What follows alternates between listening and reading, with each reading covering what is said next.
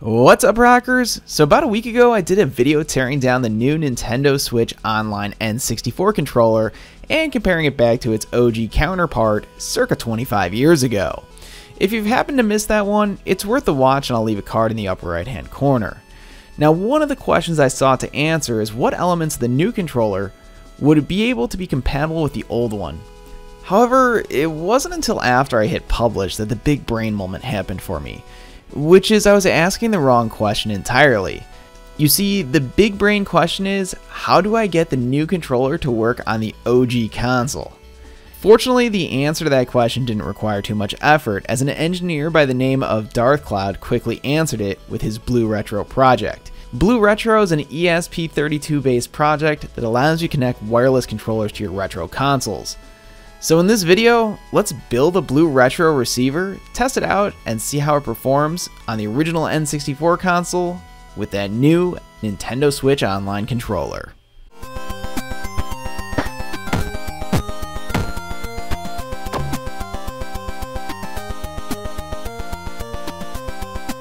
So building out one of these Blue Retro receivers for the N64 is actually pretty easy to do, and really the cost of entry isn't too bad at all. Basically, it requires an N64 extension cable, ESP32 dev kit, and I went a little bit above and beyond and custom 3D printed a case, as well as went with the SMA version of the dev kit because I wanted to be able to hook up an external antenna to it. I'll leave links to everything that I used in the description below for this build. Flashing the firmware was pretty easy to do and only required a micro USB cable and following the instructions from Blue Retro's GitHub page. The only thing that slowed me down was that at first I couldn't get the ESP32 dev kit to flash, and it's because I didn't read the instruction manual that told me I had to hold down the boot button. Anyway, if you get the same one as me, just keep that in mind. Now, before we leave the computer, the last thing we're going to do is go to the Blue Retro web configuration page.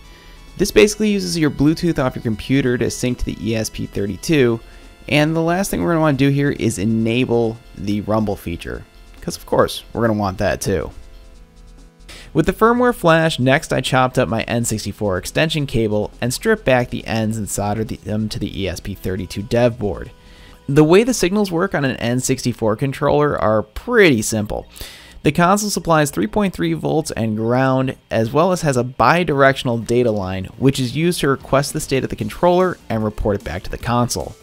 This process is fully handled by the ESP32 and the code that sits behind Blue Retro. Soldering was very simple, and it just required I solder the cut and stripped ends of the extension cable to the respective points on the ESP32 dev kit. Those being 3.3 volts to 3.3 volts, ground to ground, and finally the data line goes to IO pin 19. Now, I would highly recommend testing all these points with a multimeter before you do anything. Mine was pretty straightforward, and black was ground, red was voltage, and green was data. But there's no guarantee that yours will be the exact same. From there, I just plugged in my SMA pigtail, screwed in the antenna, and it was time to do some testing.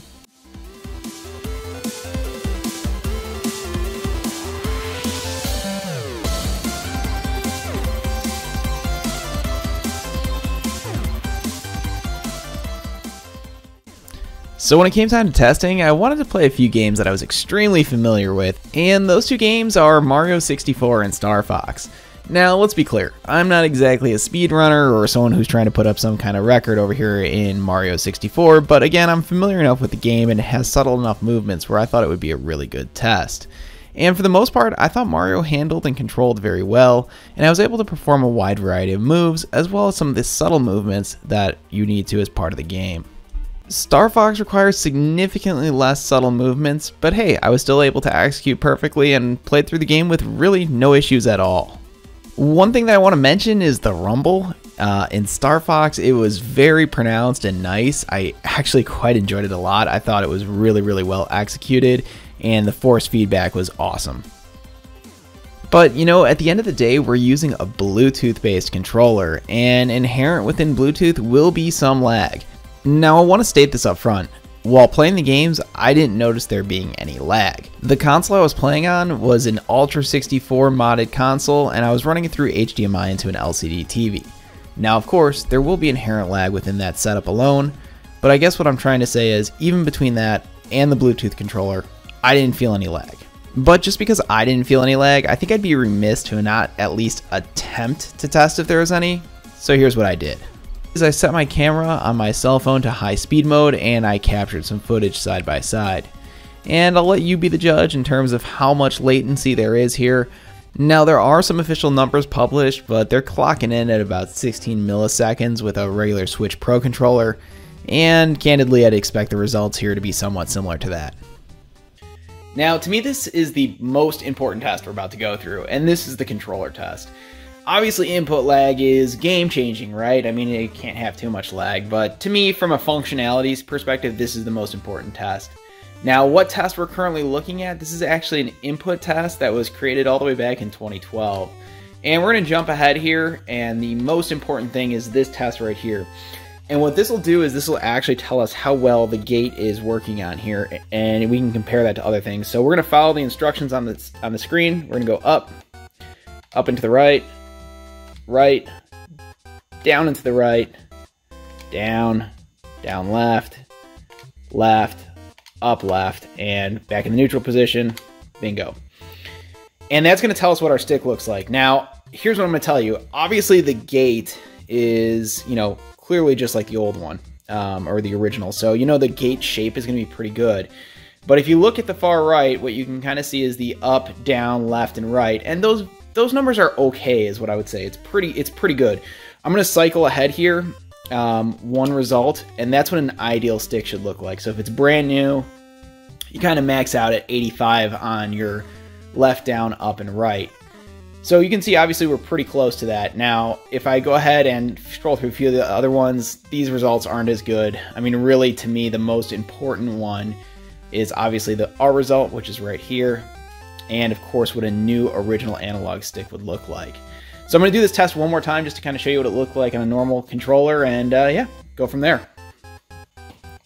Alright, I got the OEM controller. We're going to do this one more time. This is with an ice blue from back in the day. So we're going to do the same test, hitting all those same points.